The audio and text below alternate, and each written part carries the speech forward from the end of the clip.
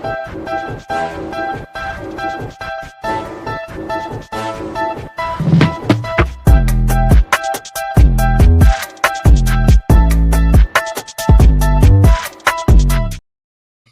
everybody. I'm Candid Frank Stanisci. He's Gary Groob, and our very special guest today is Rad Joseph. He is a member of the Ontario Lacrosse Hall of Fame. Before we talk about that, let's talk about why you're in the Hall of Fame and what made you pick lacrosse as the game that you were going to be dedicated to. Why I'm in the Hall of Fame, I guess, because somebody nominated me and the selection committee saw it fit. But why lacrosse? I grew up in a really working class neighborhood in Kingston, Ontario. And the Peterborough junior squad, they brought down a split squad to put on an exhibition game to promote lacrosse. And as I say, I lived in a real working class neighborhood, and about 8 of us went down to this game because it was free. And we all, Barry, if you sign up, Dave, if you sign up, we all signed up. And a couple of guys stayed with it for 3 or 4 years, but I got hooked and just stayed involved. I played to the end of junior, and then had my own boys were playing, and you get involved, and you're going to be part of it. You just stay involved. I was with the P and minor for almost 2 decades, and even moving out here in the country, helped out with Cornwall Junior Club a little bit. I'm an hour from everything now, so it makes it a little more awkward to stay involved. Plus, when you get too much of this gray hair, kids just look at you and go, like, whose grandfather's out there? I have no idea. I have no idea what you mean about gray hair. Can't relate to that, right? Yeah. Nope, not a clue. Oh, wait, hang on. I just looked in the camera. Oh, yeah, well, I try not to look in the window reflections. It's scary. Every time I pass a mirror, I duck. Every time. But I mean, we got involved, and I've got season tickets for the Bears in Ottawa, and I go to half a dozen junior games I go down to Quebec games too, and I Kanawagi and Aquasauce and stuff, and it's a different world. But don't get to Peterborough as much as I used to because it's a 4-hour trip. But a lot of lacrosse buddies in Peterborough. All kidding aside, the love of the game, I think it was inferred in what you said, is that once you are involved in the game, it's kind of hard to get out, isn't it? Absolutely. And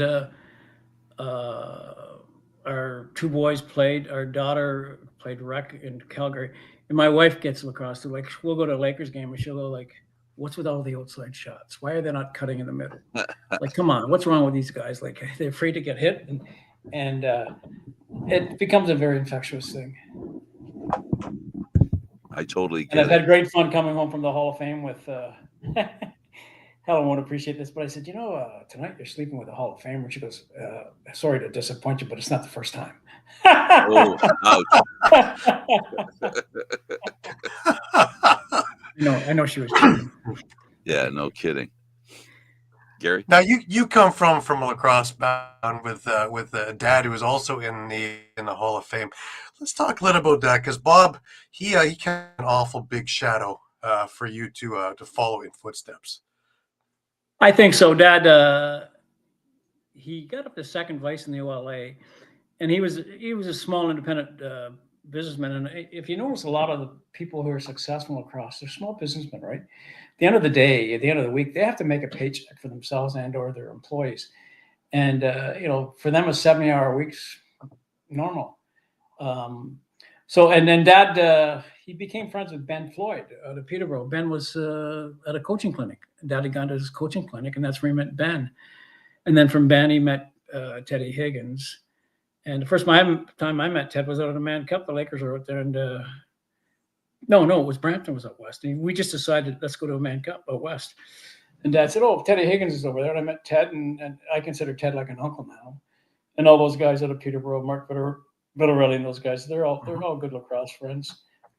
So yes, my dad was involved, but when I got involved, he wasn't involved. He was too busy working.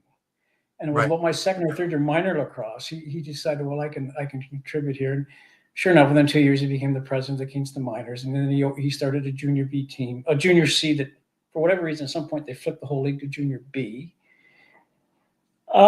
He was from Arroyo, Ontario, and he always wanted to sponsor a team from Arroyo. So he sponsored the Arroyo team at one point. Cam Devine was coaching, and it was one of his things to go back to his hometown and be successful. So he opened up a used bookstore and an arcade. He was in the arcade business, and he sponsored the team there. So and he was involved with the Lakers. And Teddy will tell you, they had some pretty lean years, and Bob Joseph hadn't stepped up with some donations. Right. It's interesting because you mentioned it, the junior C team that became a junior B team. He tried to make it into a junior A team, and the OLA said no, and he halted everything for a year, and that actually pushed you to come westward towards Whitby and try out for them. Didn't make it there, but you did catch on with the Green Gales, and let's talk about that. And now you're with Jim Bishop.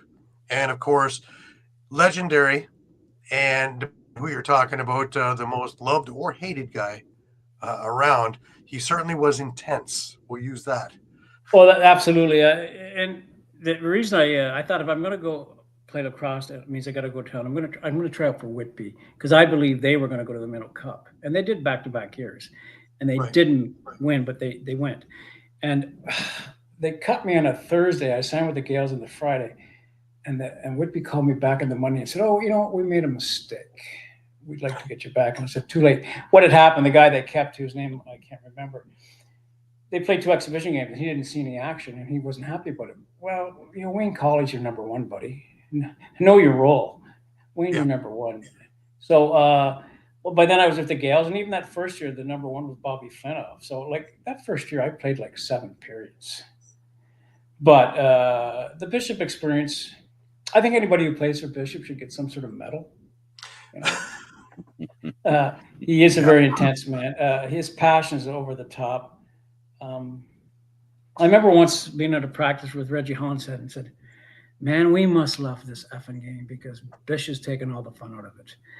And he just worked you hard. And I will say this, I think he made every player the best he possibly could be. You may not like the way he did it. I mean, we used to, at the start of every month, get a calendar for the month. And you go 28 or 29 days out of 30 between games and practices. That's just the way it is when you play for the Gales. Right. And I got to play with some really great players. I mean, Kelly Mitchell, Derek Keenan, Paul Langley was a captain. I love Paul. First year Bobby Finoff was the number one goalie. Man, there's a guy who could throw a ball. And it was just, it was all happenstance. And I even now I stay involved. I'm very close friends with Doug Louie, and who's starting to step aside from the Gales. But no, it's I'm a Gale. I still am a Gale. Right. Like I said, I made sure to have that above my head for you, because I spend a lot of time with the Gales now, doing a lot of different things for it, and I love it. I love being part of that organization and just the history. Just your history of the organization and the people who have gone through it and the alumni, and just to be able to sit and talk, and I just revel in that, just be able to sit and chat with the history of the game. Well, you've done the Prague thing. You've done the Prague thing, and the first couple of years over there, they really kicked butt. And I went over not as a player, but as part of the congregation, and they revered the Gales. Yeah. Well, now the other clubs have caught up to them now, like Calgary and Raritan, and some of the other clubs have caught up to the Gales in terms of competitive level. And but still, I laugh and I tell this story. I was in a castle somewhere with my wife in Europe. We returned. The tournament was over. And I just had a shirt. It just said Gales, but it didn't say lacrosse. It said Gales. Yep. And the guy goes, Gales lacrosse. I said, yeah. And he goes, "You Doug Louie?" I said, "No, I'm not. I'm just with the Gales lacrosse." And I actually pulled up my cell phone. I said, "This is Doug Louie. This is me." He goes, "Oh, you look much better than Doug Louie." But even there, in a castle in the middle, somewhere in Europe, he knew about Gales lacrosse, which is to me quite fascinating. And well, I get a laugh when I'm walking even downtown Prague. Because, the Gales, of course, give out the stickers all over the place to the kids. And I see the stickers everywhere. And first of all, they're in the arena all over the place. But I see them on poles here and there, and you're walking down, and there's a Gale sticker, and I just get a smile on my face just to see that, just Well, in the most random of places. my two boys live and work in Ottawa, and Greg told me 2 weeks ago he was walking downtown Bank Street, and he happened to have a Gales shirt on, and somebody said, "Hey, Oshawa Green Gales," and he said, "Yeah." And Greg never played for them, but he told me right away, "Yeah, some guy knew who the Gales were." I said, "Well, in Ottawa, that's saying something because we're not exactly in the hub of lacrosse in Ottawa." So, Right. but Well, that brings us over to our next little bit, because after you stopped playing, you of course you and your wife had your careers, but in the '90s you got involved in minor lacrosse in Nepean, and you would work in all different facets of it, bringing lacrosse to Ottawa in the area. Let's talk about what got you involved into doing that and how it kind of mushroomed out. well, I hadn't been doing much for lacrosse for a while. My wife said, why don't you get involved in lacrosse? You got something to give, and get you out of the house moping around here. Gerard Callie out of Peterborough was the president of Nepean Minor, and Gerard was doing a bang up job. And they don't say no to volunteer help, right? And Right. so I joined there, and it's funny again, the people you meet. I'm on the practice floor, and this guy says he could really handle a stick. And I said, "Hi, I'm Rad Joseph." He goes, "Hi, I'm John Bionda." I said, "You're in relation to Jack Bionda?" He goes, "Oh yeah." He said, "We'll talk after." So I said, "What's Jack, like your uncle or whatever?" He goes, "No, Jack's my dad." But he said nobody in Nepean knows lacrosse very much, so they don't. The name Jack Bionda means nothing to them. And Right. oddly enough, that year at the Ontario Lacrosse Hall of Fame banquet, was Jack Bionda was sitting at Teddy Higgins' table, and Ted brought Jack over to meet my dad and I. And what a gracious man, and what a lovely man to talk to. And didn't he die about 3 weeks later? Right? He had the heart surgery, or no, knee surgery, both knees, and his heart gave out after, and sadly passed away. But just him and my dad hit it off. They didn't know each other, but they had all kinds of mutual friends. So they just talked about lacrosse, and he was such a gracious man, and it was a huge loss for lacrosse. I remember going to a rock game. He went out there between periods, and it was like the guy had Gumby wrists, the stuff he could do with a stick. Right. So again, it's a small community. We all adore each other. I go to Peterborough.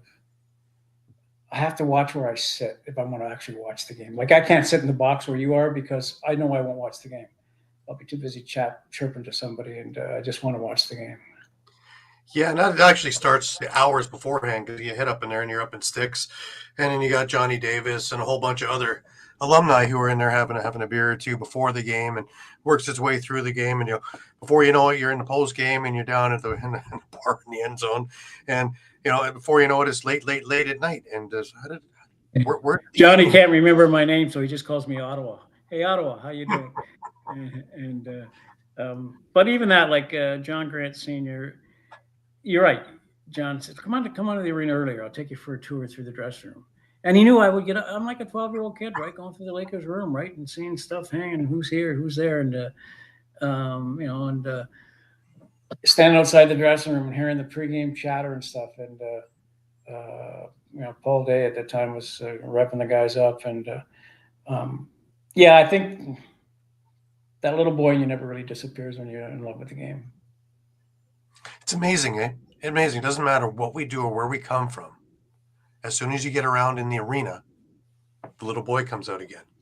And Absolutely. the eyes become this big, and every little thing. And it brings back, even the slightest of things, brings back that kind of memory of something Now, else. you're younger than I am. I'm not in love with the OD game, but it is what it is. It's here. I mean, you played for Bishop, it was all fast break. To me, the idea in lacrosse is just scoring opportunities, and I hate. You've got a 3-on-1. Frank's got the ball. He's ahead of everybody, and he curls off to flip the ball to Johnny Shooter for a line change. I'm going, man, you had a 3-on-1. You had the numbers. Take it. But that's the way the game's gone. And I wonder if anybody had the courage to take a team and say, we're going to fast break all the time. I don't know if you could even floor a team that would fast break all the time, because, and it kind of irritates me that you hear a 16-year-old kid say, I'm a defender. What? You're what? I'm a defender. So you don't really go over mid floor. You've never had a shot on net. No. You go, oh man, that to me is sad. But it's the way the game. Maybe it'll come around. I don't know. Well, we talked about this, I guess, last week when we were talking, and of course, Dave Durante, he was on the show, and it drives him insane.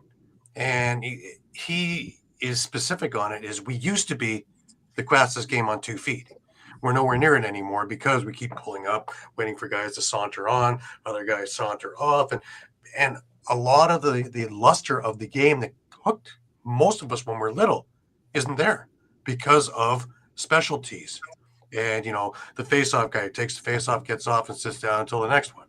Then you got the other guy who's going to run up until the end of the floor, and that's it. That center line, he's passing it off, and off he goes. Then the other guy comes on, and all he does is shoot, shoot, shoot. So you got 8 guys who score, and that's it, if that.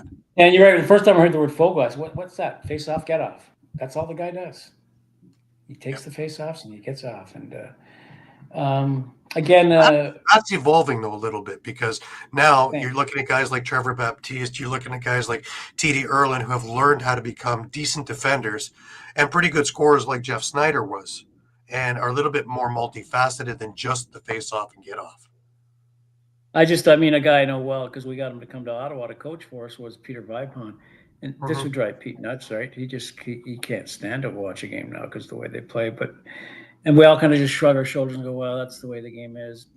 Maybe it'll come around. I don't know. But again, when young men are growing up and not getting a chance to exercise any offensive skills at all, or look at the other way, the guy who's an offensive player never has to play D.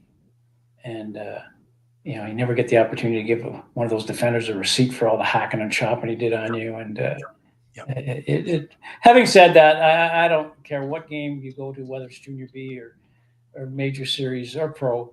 If you have 2 evenly matched teams, the skill level up there is phenomenal. The way they put the ball in their sticks. I'll go to a Lakers game and I'll count the number of bad passes, and it never hits double digits in an entire game. Never hits double digits. They put it right in the stick, right? And sometimes I like to sit low just because you really see the speed of the game down there, right? And you're standing by the glass, and the guy who drills the ball over his other guy, and you're like ducking. He's not going to miss it. He's going to catch it, man. Yeah. Well, it's funny because we had Doug Favell on a few weeks back, and of course his record was 3 goals in 11 seconds, and he explained that he just finished. It was Gaylord Palace who won the faceoffs and hit a moving Doug Favell in the stick, and all he had to do really is follow through, and where he followed through, and he was a good goal scorer, so he knew where to put it. But that's how 3 and 11 seconds happened, was the ability of Gaylord Palace to win the faceoff and hit the stick with a pass. I would have loved to see Palace play. I don't know if there's any video of him around or not, but I would have loved to have seen him play. And I've met Ross many times, and he's, again, a prince of a gentleman to talk with, right? And I remember he said, "Oh, you played for Bishop." Yeah. And he said, remember one time I went to practice, he said, and I said, "Bishop, I'm looking for my son." And he said, "Well, if you could tell me where it is, I'd like if you show up to practice once in a while."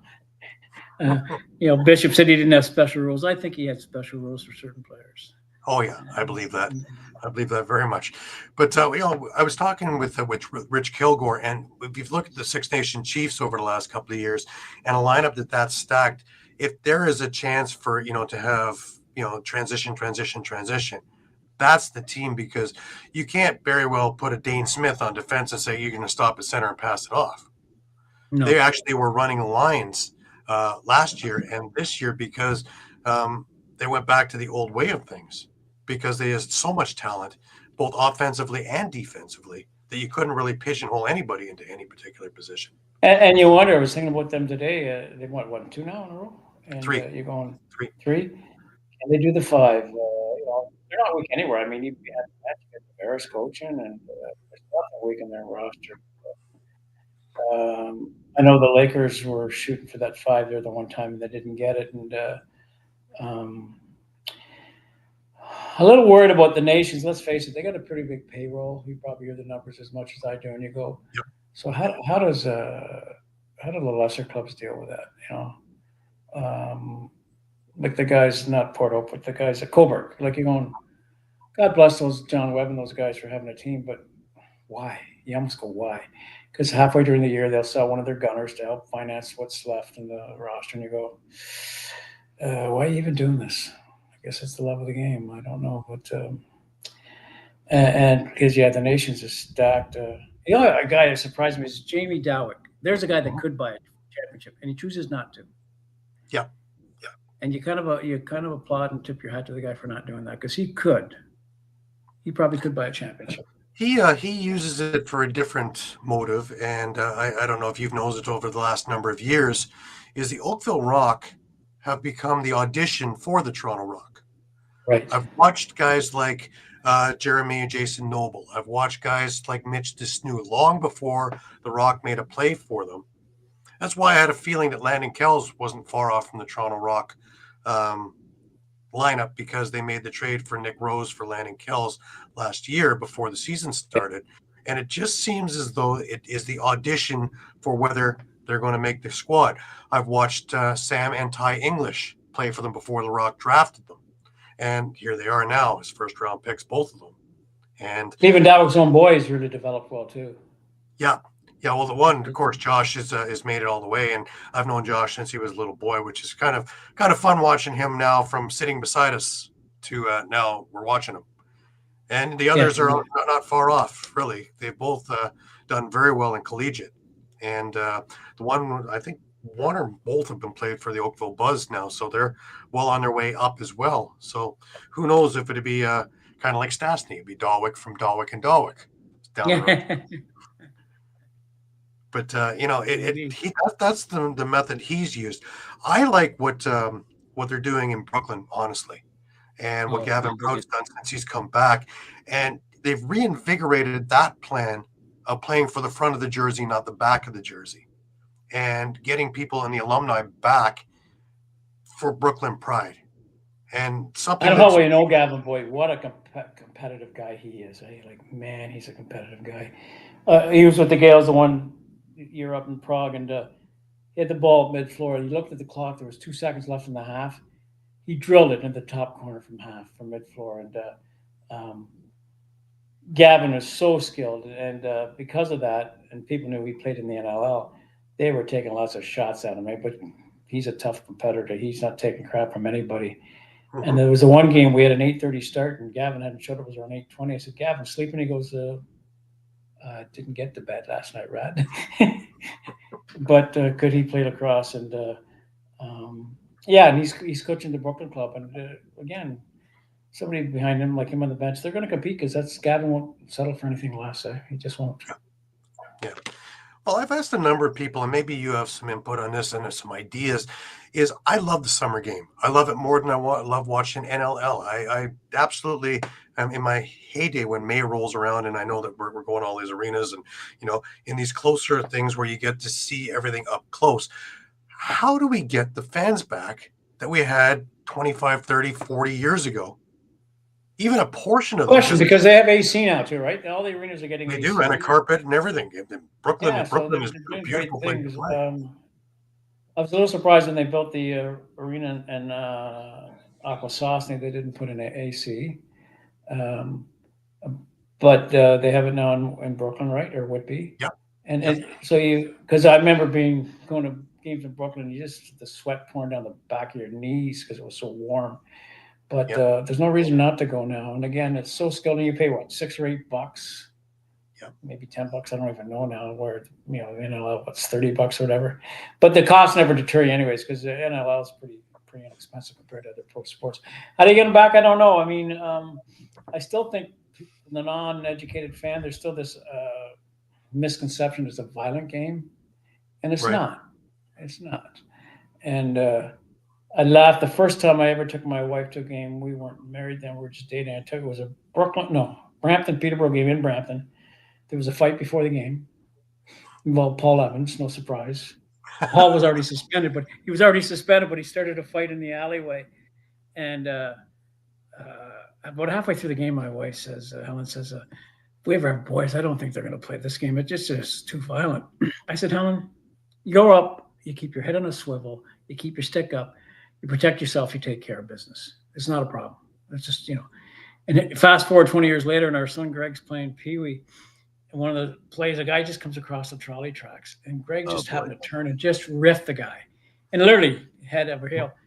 And Helen goes quietly, "Nice hit, Gregory." And I said, "Whoa!" I said, "What if that was your son? She goes, "My son knows. Keep your head on a swivel, keep your stick up, protect yourself, take care of business. And I thought she just about word for word give me the quote back from like 20 years ago. Mm-hmm. And like I say, we'll go to a Lakers game and she'll, what's wrong with Evans? Won't go inside there. Why's he taking these 80 footers for?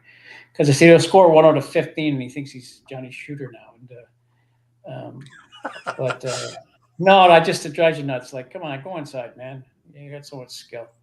But I think it's good. I hope Brooklyn. I don't, much as the Laker bloodlines run deep because of my dad. I hope Brooklyn gets to the Mann Cup. The nations I kind of ho hum because they got such a big payroll and it's tough for the other clubs to compete with that. Mind you, anytime I have a chance to go watch them play, I do because there's so much talent. Holy moly! Mm-hmm. And I was kind of glad when the West won the first game of the Mann Cup. I thought we're going to have a series. No, we're not. No. Yeah. But this year, what a shock. 7 games. This was probably the most talented of the 3 Six Nations teams.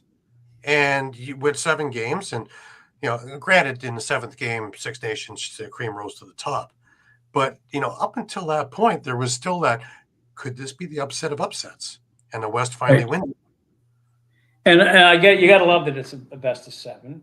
It's not easy. I mean, you're on the road for 7. You're at hotels and restaurant meals and stuff. Having said that, twice when the Lakers went to the West, I went as a fan, and they had more practices then than they would have had all season because they had downtime. Yeah, and they called them shoot-arounds, but the guys were talking strategy, and it blows me away. They literally have 2 practices to start the year, and they said, well, why bother? We got 6 guys coming in from the other side of Toronto, and blah, blah, blah. And again, they're just so skilled. They just get out there on the floor and they move that ball, and wow. You got guys like, and it's one thing about the Lakers. Yes, they have some imports. Usually they have to import a goalie. They had Thompson 1 year and Vince the other year, and no surprise, they're such an important position.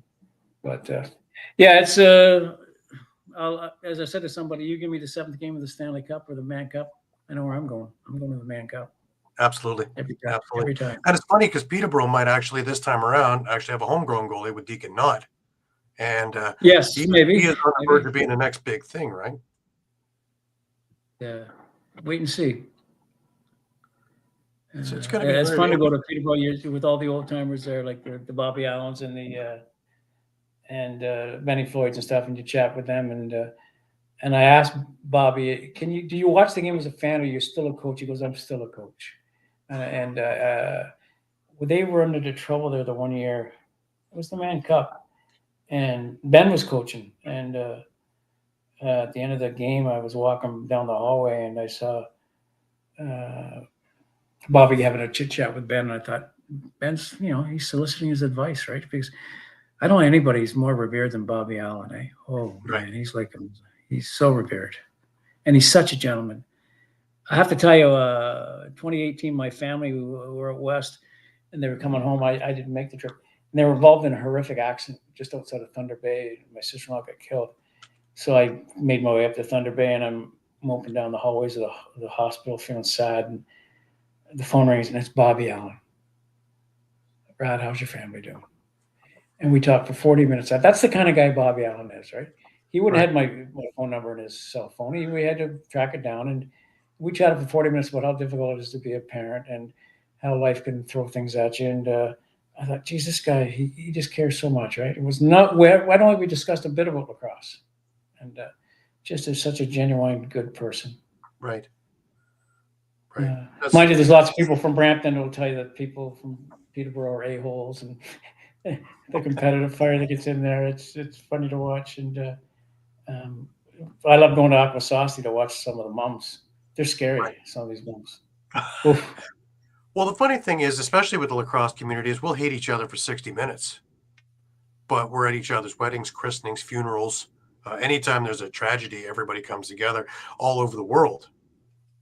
Yes, and they'll go for a beer after, literally, too. And I remember Joe Bowen talking about that when they first started doing TSN, started doing NLL games. And he said, these guys beat the snot out of each other, and they go have a beer together. Yep. Yeah, I actually had a chance to talk with Bonesy on Friday. I was at his roast last Friday. And that would have been fun. Oh, it was hilarious. we talked just briefly afterwards because everybody wanted a piece to talk to him, and I happened to have a rock jacket on, so of course him calling a rock game. So we had a moment to talk just about Is that lacrosse. on video anywhere? Do you know, Gary? I don't know. I'm sure there's YouTube moments out there, but to watch the Jim Ralph roasting of Joe Bowen was worth the price right there. And I was lucky enough to be invited with this bunch of CFL guys that I know. So it was terrific. It was a great evening, and well, we're off his Ottawa roots, right? He played here and used to do the cherry thing, and so we don't see him here anymore, though, at all. But, yeah, no, he's I'll see if I spending can time in find Markham now. all in Markham. Well, and YouTube's a wonderful thing for catching up on stuff. Absolutely. Now let's get into a bit of the media stuff. What drove you into the media idea? I know myself, it was I hated the way it was broadcast and the way it was put out in there, and I thought that I could do more. What got you into the MSL, they're just happy to have anybody help out. So I did a bit of MSL stuff, but Pierre Filion and I don't know which one of us came up with the idea about doing this Think Lacrosse. So Right. we all alternate writing articles. Pierre almost always does something policy oriented about how the game needs to do this or change and that. And people think he's critical, but I think he tells the truth. Whereas I prefer to do profiles. I really like doing profiles, and they're amazing. Like you think you know Gary Groob, and then you do some research and you go, wow, I didn't know this about the guy, or I didn't know that about the guy, and that's even without making phone calls to do interviews. And so I just have fun with it, and because everybody, I really believe this, everybody's an amazing story, and you get their perspective. And we got a new gal helping us now doing a bit of the marketing. We didn't give a damn about whether 200 people or 2,000 people were reading our stuff, and the numbers are getting up a little bit, but it was never about that for us. Unfortunately, we lost Doug. Doug had to step aside because he had other commitments, Doug Louie. But we have this Kim Kayer who's helping out, and she's a professional marketer, doing it just because she's a friend of Pierre's right son, something. Which again, it happens in lacrosse. You seem to get a lot of people just, I'll help you out. And so we're having fun. And again, I really enjoy doing the profiles because everybody's an amazing story. They really are. Maybe I'll do one on Gary Groob someday, or Candid Frank. First thing I'd ask, why do they call you Candid? I assume It's redundancy. Yeah. Candid Frank. Yeah. Well, there you go. And where was I sitting the other day? I do CFL stuff. Gary alluded to a little bit of it. And I did a show, and I wanted to figure out what would be the name of the show. So I said, I'll see what I can do with the initial CFL. Ah, cute. Well done. So the show I did was Candid Frank Live. And the guys I did the show with for 3-4 years, after 5 years, they had no idea why it was called Candid Frank Live. They didn't see the CFL. I said, okay, I didn't realize it would be that subtle. I wasted my time trying to do something like that. So that's. Did either one of you guys ever play the game? I never played the game, but in the 70s, I was a play-by-play guy. 70s and 80s, I was a play-by-play guy for the Toronto Beaches Lacrosse. Oh, so you know Linda Blog and some of that. Well, I got reintroduced to somebody who thought it was funny to remind me how they tried to hit me with the ball while I was sitting on a riser doing the play-by-play here on this show. You'd know him well, Paul St. John. Yeah, well, Paul, I could see Paul doing that. Oh yeah, it wasn't just him, but that's okay. We'll let him take the blame. We won't throw everybody under the bus. So yeah, he was surprised I could actually get out of the way. So I wasn't much of a player, but I did know how to get out of the way of the ball. And I played as well, but I stayed with minor lacrosse. But then I of course got into I was doing hockey as well, and went up through the ranks as well. But I was a musician, and my dad always worried about my fingers. And fair enough. You could take my legs out, he wouldn't have bat an eye. If you went after my hands, he would jump out of the seat. He would jump onto the floor if he could. And how many times you hear, son, don't put those things up your nose. Come on now. Take care of those fingers. Yep. What did you play? What did you play, Gary? I started at piano. I did many years of that. Got used to tour around and do recitals and all kinds of things. And as I was going up through the ranks, I picked up trumpet, and I was doing big band stuff through my teen years, and was traveling around Canada doing that. And then as I was in Humber doing jazz, I was already doing choral stuff, singing, and I figured out, the business sense. I mean, there's more work for a singer than there is for a trumpet player, unless you're Doc Severinsen. Huh. So I changed course there, and I had done choruses for many years, and to this day I still do the caroling gigs, and still do the anthems, and still do 4 or 5 concerts a year. So keep myself busy in music. And How awesome I is that? taught for the last 40 years or so. I've taught mostly piano, but piano vocal theory as well. This comes back to everybody's an amazing story. You're more than just a lacrosse guy.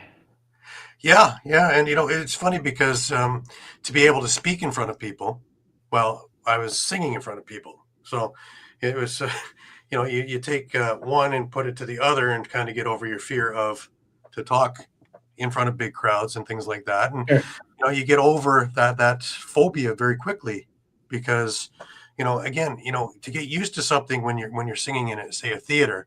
Well, it's dark. I only see the first couple of rows anyway. So if you're looking into the darkness, you can get a over all of that. I used to tell my students to look just over the crowd. So you're looking just above their heads. So it looks like you're looking at them, but you're looking somewhere in the back of the theater or something like that, until you can get comfortable enough that you can actually really make eye contact. And the same thing was when you were speaking, and that same idea. Yeah, lots of people can't public speak. It's not an easy thing to do, but yeah, there's techniques for sure, right? And it isn't imagining that everybody's naked. It's about something more sophisticated than that, for sure. Mm-hmm. Now I want to go a little bit further, because with all the people that you've talked to and interviewed and things like that, do you have a favorite? Was there a favorite story that just kind of stood out to you? You go, wow, I am just so enamored with it. I love talking with Johnny Davis, because every time I talk to him, there's something different coming up. My favorite story, of course, with him was Miller Bowl when he was a kid, and he had to hammer the nails in after the games, because everything came loose in the outdoor bowl, and he would take a stick and a ball and practice all of it, and hence the name Shooter Davis. And you don't think about that when you think about him as the prolific goal scorer, but there it was. He had a story he told me recently, was with a pro team, and they used to open up with however many mile, not kilometer, mile run. And he said, I wasn't going to do that. Like, I'm Johnny Davis. I'm not going to run. So he said, somebody pick me up and drive me till about two blocks to the end. And he said, it was in the winter. He said, so there was, because Bishop took them up to some desolate place up in Quebec. And he said, so I put a little snow on my feet, wipe my face with some snow. I come trotting in, and he's like, he said, Bishop knew, but I'm Johnny Davis. So he said, I wasn't going to do that. But there again, can you imagine being a teammate to a guy that skilled and that good? Like, that'd be awesome. There again, can you imagine being a teammate to a guy that skilled and that good? Absolutely. It's another one of Johnny's little things was he used to take a penalty in a game, because they would play him for 55 minutes, and he just wanted to get 2 minutes to sit down. And he's a great guy to talk to, and he'll share all kinds of stories. He's never overly critical about anybody else, and now, but some of that crew's passing on now. The guys are getting a little bit older, and we're losing some of them. But again, that was the whole MO behind the show. That was the whole MO behind doing this show, Frank and I, was, anybody can look up stats. Anybody can look it up on the internet now. You can Google anything. But the stories, the trials, the tribulations, the funny stories are gone with the players or the management, or having Ed Tepper on talking about how turf came on, having, talking about the Philadelphia Wings, and their first game was the day that the Flyers won the Stanley Cup. And That's right. all the guys we've had on through that because of that. And, all these stories are gone when they go. So the goal here was always to have it on and have those stories out there so that when they're gone, they live on in infamy. And so does the game and all the different things of why we're where we are now because of the guys who did this before and paved the road. Well, and I always say if lacrosse was like hockey, guys would know who everybody is, but because it's only lacrosse community, they don't know who Tracy Kaluski is unless you're part of the lacrosse community, right? Right. And everybody knows who Mike Bossy is or was. We're just and I don't know. I sometimes wonder, did somebody totally piss off the mainstream sports media that lacrosse is viewed as a second-class citizen? Like, come on, just go. Like I say, I can go watch a junior B game. And yeah, it's not the major series skill or NLL skill, but you get evening match teams. There's a lot of competition out there, and loose ball battles, and it's so much fun to watch. Just pure competition, and it's like lacrosse is ignored. It's just ignored, and it's very. And you want to go sit behind the net in the warm up, and go, holy crap, these goalies stay in nets for this stuff. Mhm. Wow. Yeah. Holy crap. What are they, nuts? And again, your cool stories. Matt Vince, I watched Matt warm up, and when the game starts, he come out and he jump up and down, do a little bounce, then he point over to the right and point to a seat. So I asked him once, it was after a game in a pub, and I said, what's that about? He goes, the bouncing thing is, he said, I'm looking up to heaven because my dad's watching. He said, that's where my dad always sat. So I said, I point up to heaven, I point out to dad's seat, and he's watching me. That's a cool story to me. That's a really cool story. That is. First of all, you have to be observant enough to figure out what's he doing, because I've seen him do this several times. It must mean something to him, right?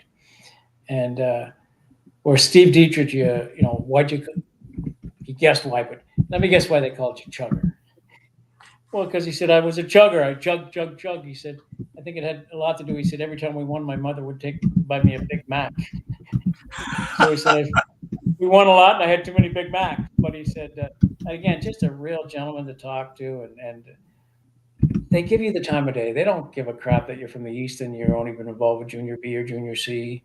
They don't care. They treat you with respect because we're just that kind of community, right? I say this: if you meet 1,000 people in lacrosse, 995 are just really nice people to deal with. They really are. Once in a while, you meet an a-hole. But not very often. Yeah. I find there are a lot less of them in lacrosse than there are in any other sport that I have to deal with. Well, we're not full of ourselves, that's for sure, right? We're just not. That's true. And like I say, Nobody's you're sitting getting in ready for lacrosse either, really. you're sitting there, and you're like I say, beside Johnny Davis or Bobby Allen or John Grant Sr., and they're talking strategy. Or sometimes I just listen to them because you want to pick up their wisdom, right? Mm-hmm. And it's so much fun. For me, for my dad and I, a great road trip was we'd go up to Peterborough for a Thursday night game, and we'd go up to Aurelia because he was from Aurelia and watch the junior B team play. And then on the way back, catch the 3 games in 3 days. That was like a vacation to him, right? Yeah. And it's a great time. And you got to know everybody. I remember my whole life I was known as Bob Joseph's son, right, in lacrosse arenas. Right. So we had the junior A team down here in Peterborough and Ottawa, and I said, Dad, you're going to be known as Rad Joseph's father. He looked at me and goes, F off. He didn't use the word F, or the letter F. And That's funny. It's amazing how families as a group love the game and how the history of a family is tied to the game, isn't it? Well, what's really cool, you're right, Frank, you've been to the Hall of Fame and St. Catharines. And initially they did these little fundraisers where you could get a little plaque with your name on it, right, for $100. And my dad bought 5, 4 guys from Kingston, including himself. No, Whitey Wilkie, Garnet Esford, Matt Bernard himself, and myself, because we were 5 lacrosse nuts. And my brother, the first time he's up there, he goes, why's your name up there? And I said, well, they took the greatest player out of every community, and your name's up there. He goes, what do you mean? He said, well, you don't see Rad Joseph Ottawa. BC Rad Joseph Kingston, I was considered the greatest player to ever come out of Kingston. He goes, well, that's amazing, man. Then he comes back about 2 minutes later and he goes, you're such an asshole. He'd gone and seen my father. He said, I can get my name up there for $100. I said, no, the old man's pulling your leg. That's not true at all, eh? But that's all it was. Right? For $100, you get, you got your name up there, and Dad had about 5. And my brother believed me, though. Just momentarily, he believed me. But and I love going to the Hall of Fame. They do a wonderful job there. They do a really good job in terms of they have so many artifacts, right? They can change it regularly, and it's really great. And, it's good that way. I should put in a plug though for Think Lacrosse, guys, and you guys are welcome to submit an article. The pay is I'll put a few in there for you. I've put in a few. Yes, you have, and that gives us credibility when Gary Groob is writing for us too. No, it does, because people know who Groob is, right? And that was one of my disappointments was this year I couldn't go to Prague because I'd had hip surgery, and Doug said, well, he starts naming all these guys are going to go. And I said, I just can't do it, Doug. I can't hop up and down those rail trains all the time and stuff right now. Maybe next year. So, and it's a fun trip too. Have you ever made the trip, Frank? No, I haven't. You need to. Well, Prague's an amazing city, of course. And some of these players go to some amazing little entertainment clubs. I've heard all the stories. And how they're not far away, and how they're grouped together, and how a string of lacrosse players span the whole block. That's about right. And again, it's just so full of history, and the talent. Like when you get to the final 2 days of the tournament, it's good lacrosse. For some reason, though, it has a habit of raining on the championship day. It's really nasty weather, right? Yeah, year in and year out. And you want to eat so many sausages too, right? Over the course of a week. Just remember the next time you see that a game in Ontario has been called because the floor sweats a little bit. That's true. Fair enough. And then you're playing, and I've watched referees take their helmets off because they couldn't see through the visors because there's so much rain falling. Or when players are scooping a ball and a quarter inch of water comes up with the ball. So yeah. But even to go to that environment, I remember the bus pulls in just so that the new guys can see the environment. You go, and I can envision, the big white building at the end where you all go up there and watch, and there's the canteen, and it's and the Bradenton's playing the championship. Man, they pack the place, eh? Oh yes, the entire city, everything in the surrounding area comes to it. And it's funny because I think my favorite story was Brady Kiernan when I had him on the show. He explained his first thing because, of course, you think about Europe and you want to go to Italy and you want to go, and Prague doesn't seem to be. First of all, you get there and wow, you look at all these 800-year-old buildings and the history. Now you get off the train and you are in a neighborhood where kids are going to school, people are walking their dogs, there's houses everywhere, and there's a lacrosse rink, an outdoor lacrosse rink in the middle of the neighborhood.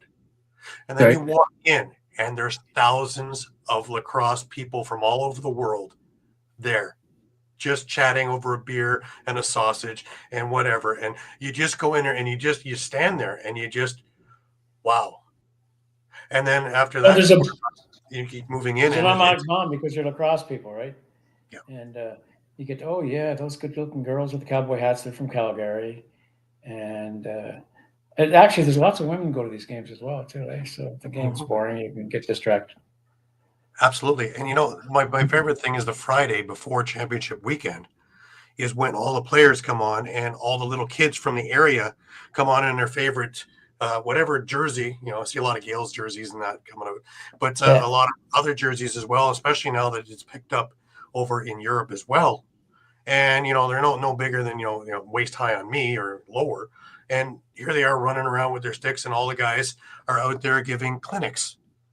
And English is not a language that's spoken, but lacrosse is.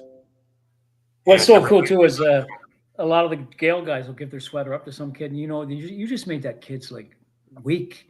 He's got a Gales jersey to take home, right? That's so cool. And actually, I think the Gales jerseys for this year have come in. Doug sent me one. I told my wife squirrel it away and put it in the Christmas tree for me. But I may go to you. Want to go back to Prague or? I am. In fact, Doug got a hold of me, and I have to meet him for the first game over in Oshawa for my jersey, because there's a few things I've got to do with the Gales. January 10th is the Gales night with the Oshawa Firewolves, and they're doing something big there. And you asked me if I could do it and do a little bit of coverage for the Gales. Doug asked me to come to the game, so I booked it in. I booked it in the 10th. Yeah, me as well. So if you're out there and interested in any of the Gales history, January 10th at the Tribute Center in Oshawa, come out to the Oshawa the Oshawa Firewolves game, and maybe I'll show up with a Black Bears jersey. There you go. Wouldn't that be interesting, eh? Get myself thumped out. Well, I think that they're so happy to have a team that anybody coming in, because remember, the first game is against Toronto. That'll be a mixed house right off the hop. You can hope they beat the Rock, but that won't be easy sledding. Mind you, they got a pretty decent roster. They got a pretty good team. Never mind, they inherited a really great team. Did I hear that you can't get seats for the home opener? I believe that. Yeah, I believe it's standing room only. They went to buy seats, and they said no, there's none available for home opener. I believe that was standing room only about a week ago, so I'm pretty sure that would be done. Yeah. That's what, 5,500 people or so? No, I think since the renovation, 7,500. Well, good, because you need that to not lose your shirt. Yeah. So just to turn a profit. And my take in Ottawa, I don't really think Ottawa is a sports town. When the Sens aren't winning, there's lots of empty seats. When the football team's not winning, and I think if they come out to shoot like 4-1, they'll get fans. If they come out 1-4, they won't. I mean, they'll get the lacrosse fans. The one thing, and maybe it's an age thing, but you guys tell me, I can't stand the music during the games. I don't see where it adds value to the game. Where does it add value to the game? It doesn't. It doesn't. I think it's one of these things I call the Americanization of our game. But I've guys older than me, I remember the first time there was a pro game here when the Rebel back then. And the guy said, I'm not coming back if they're going to play that music. And I don't know if the players tune it out, if it means anything to them, but I just don't see where the value is. I just don't. Some arenas have it so loud you can't hear yourself think. So if you're bringing fans who don't know, you can't explain the game to them, and that seems to be the big complaint. Yeah. So, but anyways, well, I got my season tickets. I got 5 season tickets because I know there'll always be somebody who want to go, whether it's the kids or not, and all our kids, significant others have learned that lacrosse is part of our family, right? And both the boys played. My daughter was a scorekeeper, timekeeper. Until I realized in minor that all the referees, the young referees, were hitting up my daughter. What the hell, guys? But no, you got me wishing I could go to a game on Saturday night right now. There you go. Well, if you can make it across on the highway, I'll take you with me over to track. It's Philadelphia, Toronto, so that'll be a fun time. This weekend. Yep, Saturday evening, 7 p.m. Yeah. Again, you guys are spoiled, right? You're like an hour gets you to all kinds of games, right? Yeah, being here is kind of in the center of the universe in Ontario lacrosse, and with Ontario Series Senior B and me being media with that, I get to do a heck of a lot of traveling because you can do Collingwood, Hamilton. I can wind up in Whitby for the second day, and it's I just pass my family along the way and go. Your wife doesn't get tired of seeing you, right? And, well, it's when the season's over and I'm home. It's like, why are you here? Sorry, it's over. It's over. Well, yeah, you're in the hub for sure. Because me, the closest I can get some games in Kahnawake or Cornwall, but I got to go to Peterborough or Whitby for the most part. And I do try to time it that I get a Wednesday, Thursday, like a Wednesday Whitby, Thursday Lakers, and then there's not a lot on Friday nights though. Yeah, it's Senior B Friday nights. It's Hamilton and that's a fair drive going all the way from. And I know because the guys playing pro, they try to stay away from the weekends, the major series level, and I get that too. But yeah, we'll see what happens this year. Again, have fun competing with Six Nations in that payroll. Right. And that's why I kind of pulling for Brooklyn. I feel like a fast young team, and I like Pro. Pro's a good guy. Sure. Just before we end, I kind of bring it back towards the Hall of Fame, and really, what did it mean personally to be inducted and now be with your father in the Hall of Fame? I've had a lot of time to think about that, and even my cell phone, I have some stuff that people taped and sent to me, and every day this week I've watched a little bit of it, and it is cool. It's very cool. My dad going in was a bit of a no-brainer. I knew I had some credentials to go in, but I always come back to this, Gary. And I've been on these selection committees. There's 8 names, and we can only put in 2. Well, with my category, you can only put in 1 out of 4, and you're going, well, it's a coin toss. Because I know, like in the player selection, there'd be 8 names. You can put in 2, and 6 were no-brainers. They're absolute no-brainers.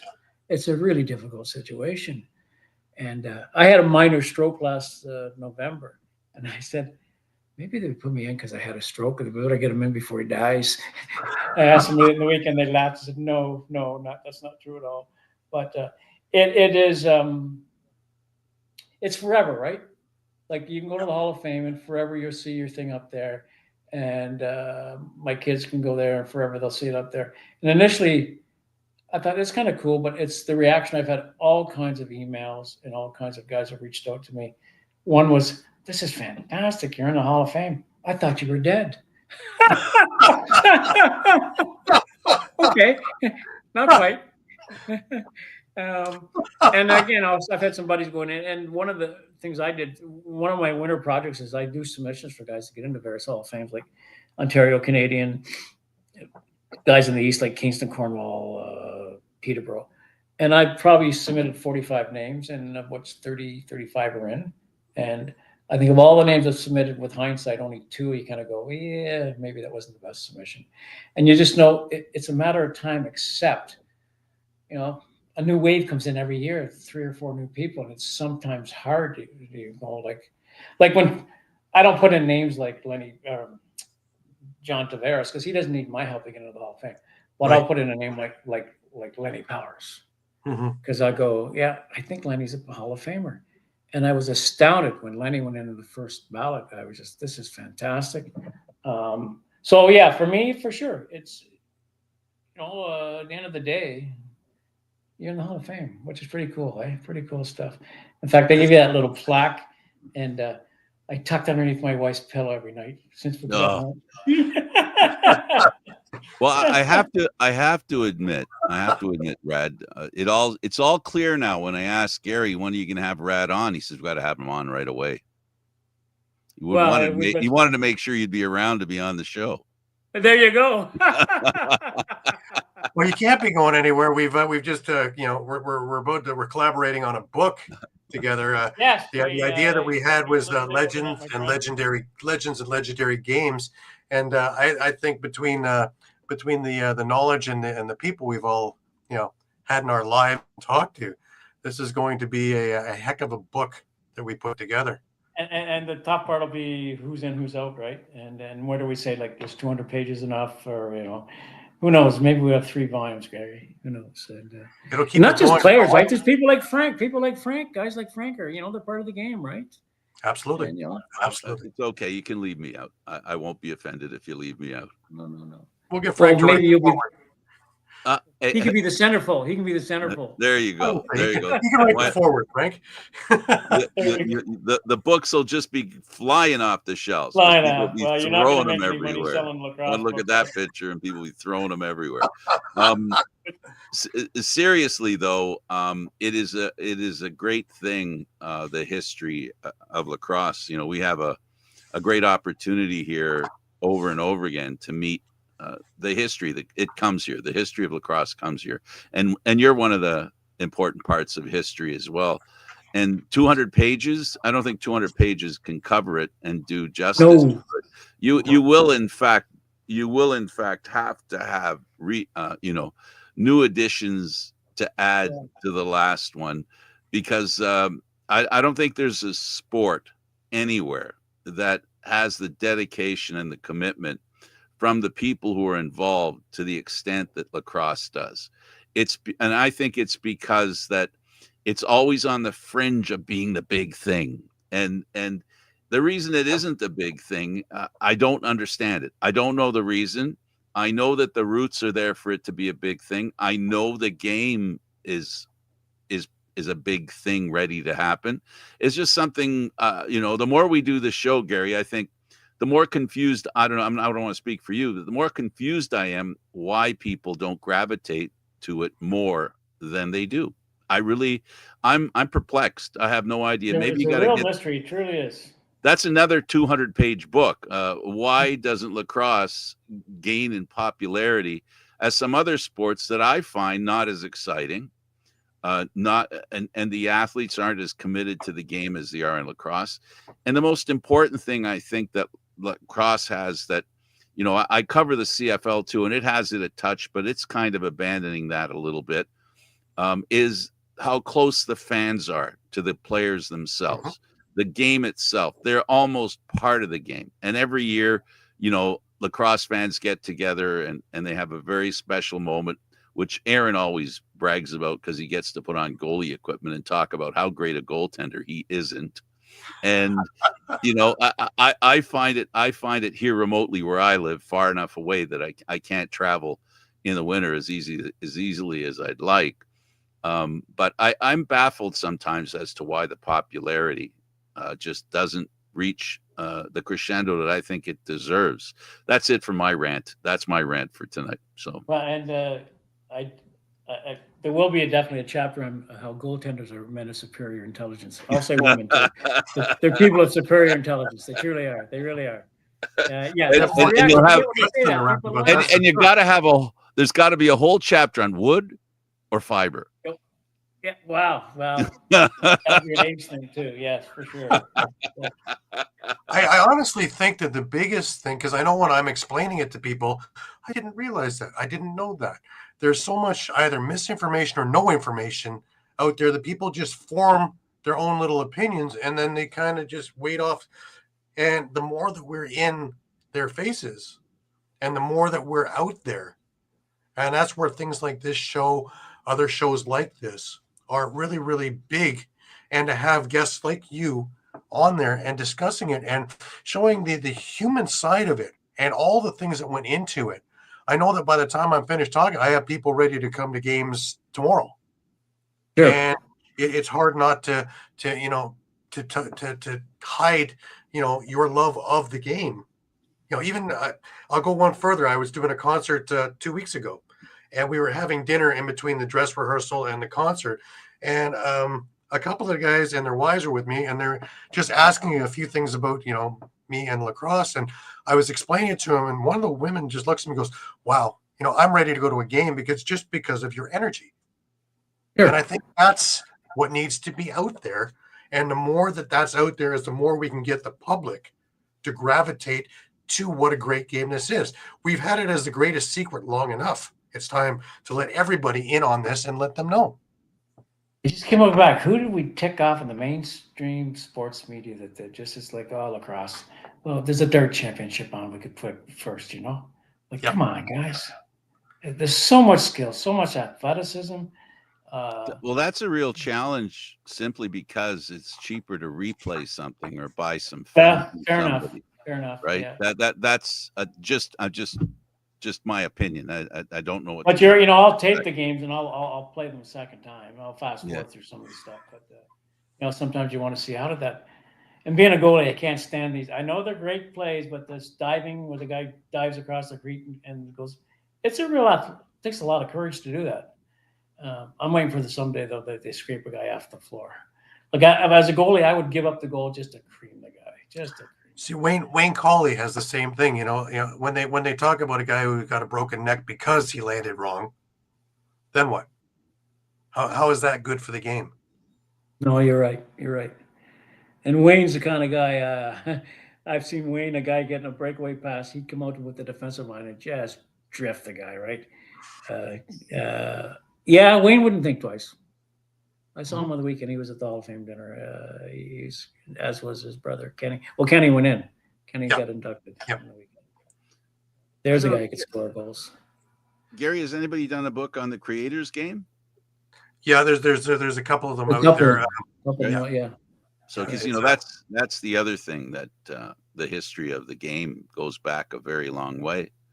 You know, we And don't. and that's not been lost too. People still make reference to that. Reference was made to that on the weekend by people, and it's an interesting story. I know some people poo-poo, but you know what? It's again a very unique aspect of our game, right? You know, there's all the theories that when I was about 8 years old, I came across a comic book that talked about this creators game and how they used the creators game. It was a like 2-day war sort of thing, right? 3-day war, a battle, and it was really. I wish I'd kept the comic book, but Well, that's yeah, part it's of a lacrosse. That would be something, eh? yeah. So, anyways, it's been a delight, boys. I've really enjoyed this more than I thought I would. And I thought I really don't have any prep to do. I just shoot the breeze, right? Well, that's it. You know the answers. It's your life. That's the beauty of it. Yeah. The Yeah, idea is and you know, in the middle of winter, when I'm having a ho hum lousy day because it's winter, all I got to do is phone somebody and talk lacrosse, and your spirits get picked up right away. They just do. They just do, right? that's why it's the And medicine game. That's why we call it the there you medicine. go. There you go. And you know, it can be anybody. Now you guys are on the list. You'll have to send me your phone numbers. I have yours, Gary's. I don't have yours, Frank. So, What? and I will start to watch Absolutely. CFL talk. I know the story behind that now. There you go. You think the guys would have clued in? Candid Frank live. Come on, what's wrong with these guys? They're obviously not lacrosse fully intelligent. No, I never said that broadcasters of football are intelligent. They love the game. That's the best thing I can say about broadcasters. We love the game. Whether it's lacrosse, hockey, football, sometimes we're very narrowly focused on the game and how much we love it. And I do know one thing about lacrosse, and I keep learning it over and over again. It has a very deep history. And sometimes it doesn't matter how far you scratch, keep scratching, you keep finding more new history that you can see. And that's why that book isn't going to be 200 pages. It's going to have to be, it's going to have to be like if you remember when you were a kid, you and I'll remember, Gary might be a little too young for this, but always the parents bought the Encyclopedia Britannica, and there were like, what was it, 20 books? I think you can start at 20 and you still won't cover all the great stuff. Volume 1 through to whatever. Yeah. Absolutely. Because just the origin. To get up in the morning, doesn't it, Brad? Yeah, just the origin of box I'm waiting to get lacrosse spanked alone. for some of these pictures I've been using in articles. Like, I try to credit where the source is, but sometimes it's hard to know where the source of the photo is. Yeah. I'm waiting for somebody to spank me on that. But I think there's some great photos. I don't want to go back to the other thing about the falling down wrong on the. I guess one of the volumes could also be a volume on all the different NLL lacrosse teams and where they played. You could have that. Oh my gosh! Oh yes. Where they've tried. I mean, we could just throw up an atlas. Oh my goodness! No kidding. No kidding. But you know what? Everywhere it's been, if given the chance, it's been successful. Unfortunately, when it comes to the professional aspect of lacrosse, because everything we've talked about here today is the love of the game itself at its root. Like you said, Rad, it isn't about how well you played. It's how connected you were to the game. When it comes to lacrosse and becoming a big professional sport, it's a challenge today because it's not, there's no room for, it's amazing how many sports channels we have and there's no room for stuff. It's crazy. It's an anomaly that I'll never figure out. With all the sports channels we have, how hard is it to have a game like lacrosse on, once a week or twice a week or something? And I also can you actually make a living at it? I guess the top end players can. But at the end of the day, you either age out or you injure out anyways, right? By your mid-30s usually. You probably have a better handle than I would. Like, what's the highest salary you know of? I've heard 70. I've heard up to 6 figures just because of endorsement and both leagues. Okay, I think a Jeff Teague comes to mind just because between the PLL, the NLL, the Hill Academy as a coach, and endorsement of his equipment, I think that he's into the 6 figures. But that's top. That's a rarity. That's a rarity. Top drawer. That's Yeah. top shelf, whatever. And I've Yeah. heard the payroll, a couple of guys on the nation's Chiefs, you know, I heard one guy making 70. I go, you only played like 10 games last year. That's pretty good turnaround. Yeah. Well, that's the other factor, right? We've talked Yes. on here. That a lot of reason why the players don't make that much money is the schedule's not long enough to make a lot of money. I mean, No, and in the 70s, they played a 48 game schedule. They Like, did. you had to live in it. They And did. I remember talking to Bob Hanna, and he said, you know, in Boston, he was at the Boston team. He said, you should have seen our power play. He said, because we practiced every day. Yeah. He said, it was wickedly good. And the guys had to live there. And, no, yeah, unbelievable. And I remember I've had this discussion many times with John Grant Sr. and his wife. You know, the Philadelphia team basically, or the league folded on a phone call, right? One of the owners got PO'd and said, that's it, goodbye. And she said, we came home to Peterborough and we had nothing. John went from being this like hanging out with the basketball guys in Philadelphia, you know, akin to the hockey stars, coming home to Peterborough with nothing, not even a job. And John talked about it. He said, we'd be out there in the practice floor, and he said, the basketball guys would come out. And he said, next thing you know, they let us shoot baskets with them, right? And the 76ers, how cool would that be? But, you know, 3 months later, you're going home with no job. Well, he coined the phrase, you know, it was like winning the lottery and then losing the ticket. There you go. There you go. And, it's I watched an interview today. It's just I love the internet. With one with Morty Kells. There's another guy you want to talk about. Bishop Kells is another one, eh?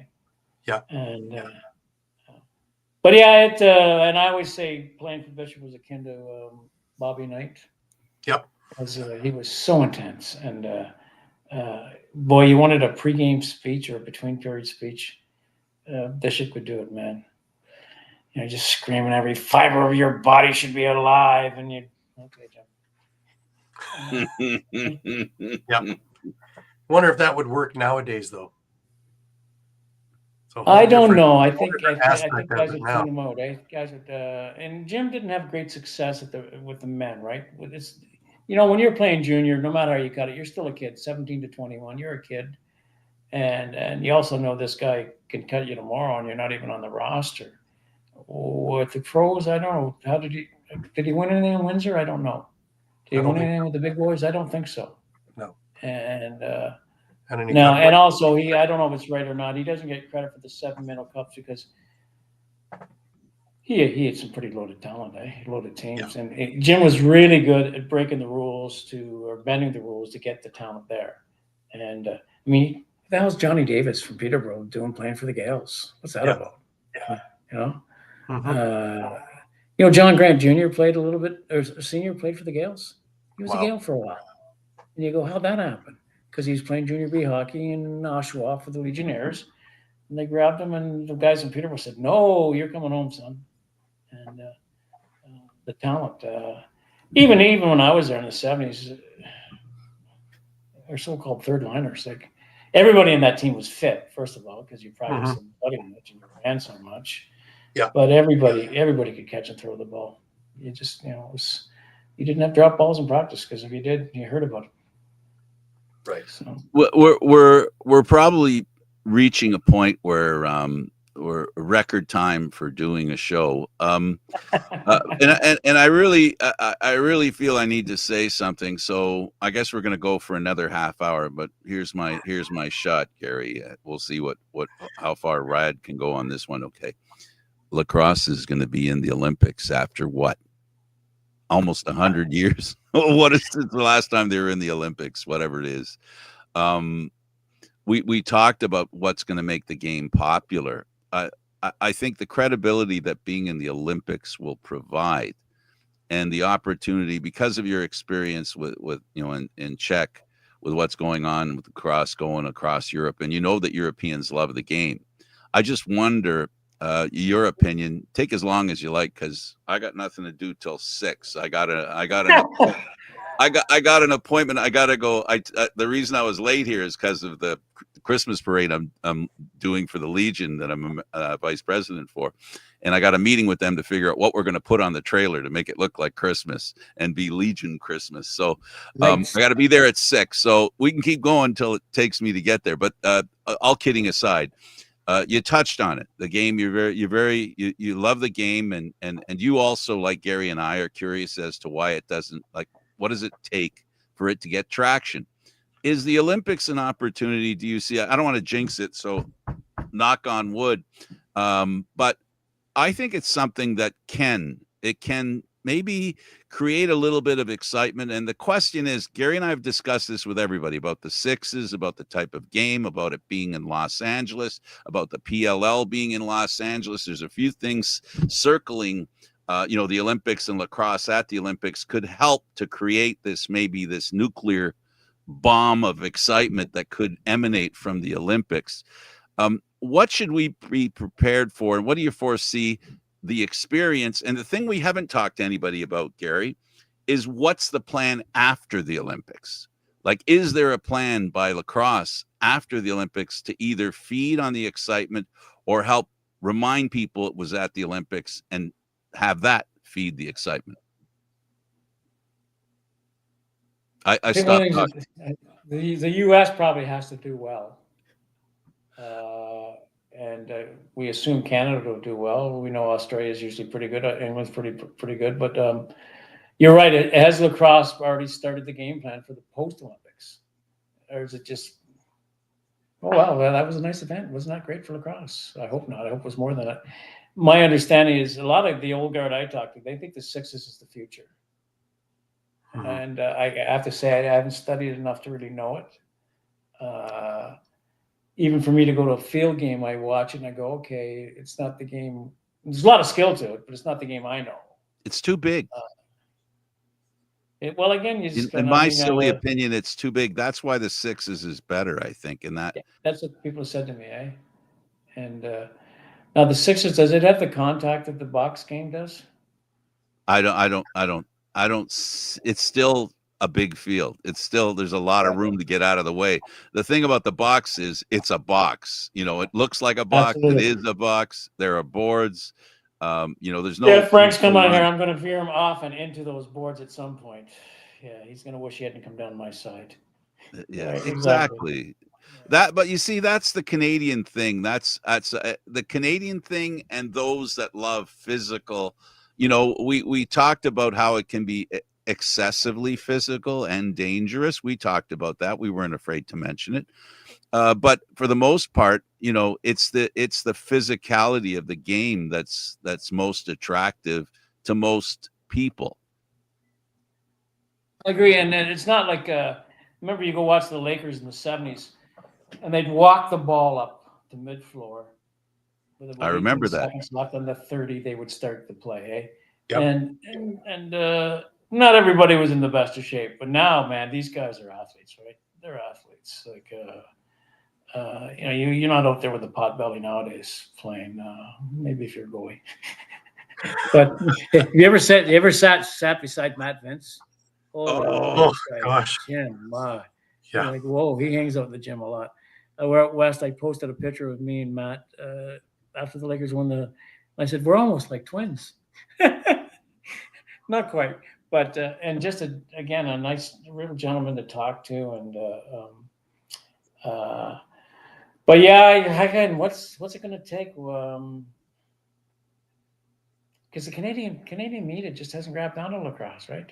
No. The TSN guys, they're lacrosse guys, but you wait for the highlights, and sometimes it's like the fourth story, and you go, come on, guys, like. I really don't care about some mid-season game of baseball. Like, come on. And I mind you that we all got excited about the Jays for sure, but I think there's a predisposed definition of success when it comes to sports today. The more stations your sport is on, the more credible it is. And if you can't get on all of them, you're not the NFL. And at the end of the day, it's all about being there everywhere to be seen. And then the gambling part is another issue that every league wants to be a part of the gambling because the fans want to gamble and people are invested. I don't know if lacrosse is interested in that aspect of sports. I don't know, but They just signed a there deal is the some other truth. day. What's that? They just signed a deal the other day about gambling, so they It, have their one spot there now. So it's part of it. all sports Gambling. data, yeah. So they just yesterday.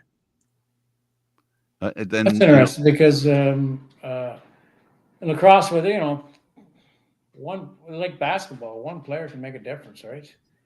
If you have inside information that Gary Groob's playing with a bum knee tonight, that's good to know if you're going to be gambling. Yeah. Well, that's the danger of gambling when sports enter into gambling. The credibility of the game, it gets called into question. I don't know. I'm not a gambler. Okay. So this was a comment I made as a viewer. I know that in the Canadian Football League that I cover very closely, Right. that is one of the things they want. They're trying to be a part of that, because every sport, gambling is an integral part of people watching the game and being invested, right? I mean, it's down to the point where you can gamble on the first pitch that a pitcher throws. Is it going to be a Exactly. ball or a strike? And they wonder why there's some shady stuff going on. I mean, they're getting down in such a level of minutia that my goodness, of course they can cheat. I mean, when there's so many opportunities to hide what you're doing, sure, but It's almost again, silly with the Super Bowl, all the various things, right? The first reception, the first absolutely. rush, the first this, the first kind The of coin go. toss. And You go right onto that. Even the Sorry, what's coin that? toss. Even the coin yeah, toss. You can get heads or and tails. that's my point, that when I talk about the Canadian Football League, and lacrosse has the same issue. And by the way, the Canadian Football League and the National Lacrosse League, they don't go on the air at the same time. One of them starts, the other one finishes. One of them finishes, the other one starts. So it's a nice little relationship that, as Gary will tell you, Canadian Football League fans have with lacrosse. A lot of the fans that are fans of CFL are fans of lacrosse as well. And you see the same people at the events that you see at the football as well. So I understand the interrelationship between those two sports and the need they both need somehow. They have the game, they have the interest. It's mind blowing how the interest just doesn't grow to an extent where, yeah, the players could get paid decent money, and a lot of players could end up with six figures. Don't know why that can't happen, right? But at the end of the day, what it comes down to, for me, and I know it does for Gary, and I know it does for you, and for a lot of people, the game means everything to them. It doesn't mean the game is not interesting to people. It just means less people are more intense about it. And that's what happens with sports like the Canadian Football League and lacrosse, where you have this dedicated fandom, right? Who I think even in lacrosse, Gary, you have it where maybe not as bad as the CFL. It was bad actually in the NLL, where the fans don't like change. Don't change our game. Stop changing our game. We like it the way it was. Don't touch it. That's how dedicated the fans are. That's one common thread I can tell you between the Canadian Football League and lacrosse, is that, and the connection to fans. Like I said, it may not be as much here in Toronto because MLSC bought the team, but the connection between the fans, the players, the intensity of the game, the smaller audiences make it almost more exciting when you go to the game. I mean, you don't have 20,000 people in Oshawa, right? You don't have 20,000 people in a lot of places where lacrosse is extremely popular, and where Gary tells us the story all the time and talks about it. I get a headache almost listening to Gary talk about, whenever you go to a game, you see all these old people like this guy, Rad Joseph, and all these other old guys. They insist on coming, and they insist on supporting the game, and they insist on talking to people how much they love the game. I'm tired of it, Gary. I'm friggin' sickened. No, I'm just kidding. I'm being sarcastic. But it's what makes the game so popular. People love the game because it means everything to them, not just tomorrow and not just today, but yesterday. And I just created another volume for you to write. Absolutely. It's interesting you say that, because I remember my daughter was going with this fellow at one point, and I said, "Do you want to go to a lacrosse game with me?" And he said no. There's about 6 times I asked him, and my daughter said, "Why does Dad keep asking him if he wants to go to a lacrosse game?" Because your dad loves the game. He thinks everybody should. Right. And I thought, that's true. That's true.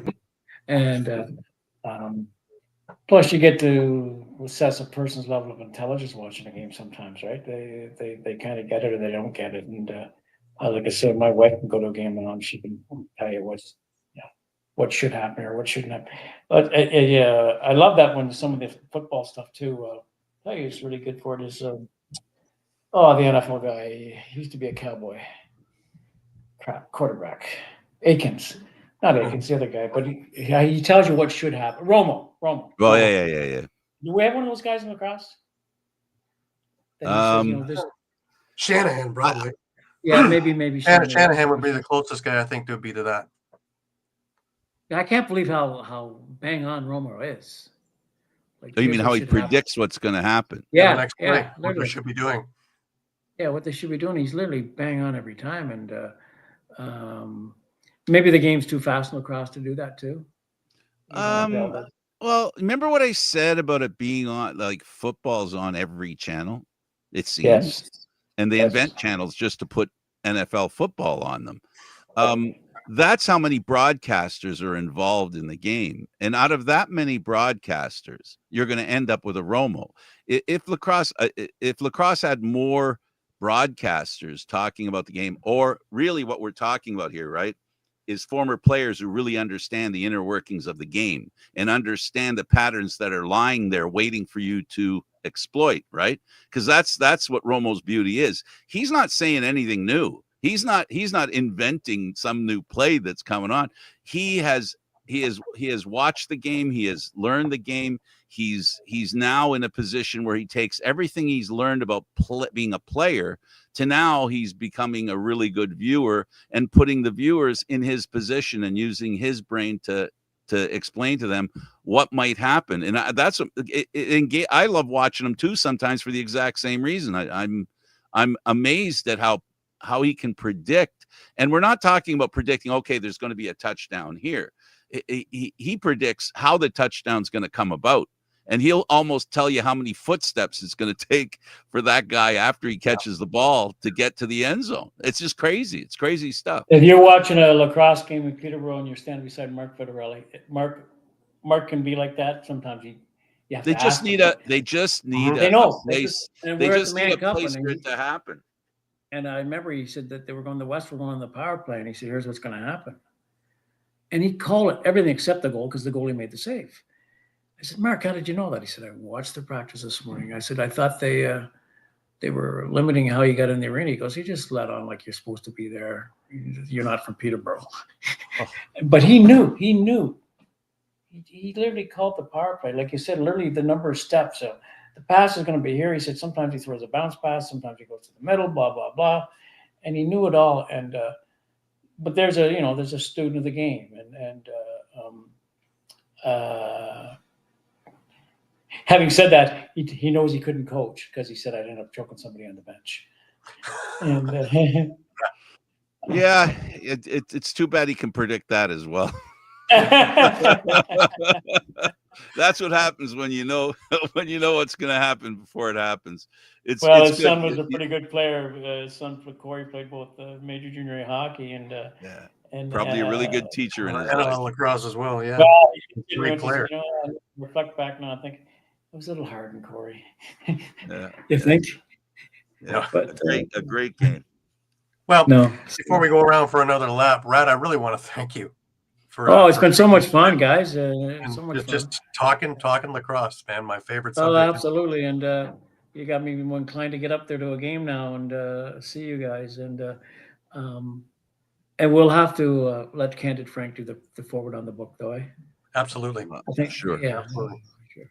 Yeah. Give him my number, Gary. Absolutely. I'm not Oh, giving my please do. number on the. I'm not giving my number No. on the air. No, I have enough enemies as it is. I'll take care of that, Frank. Don't worry. All right.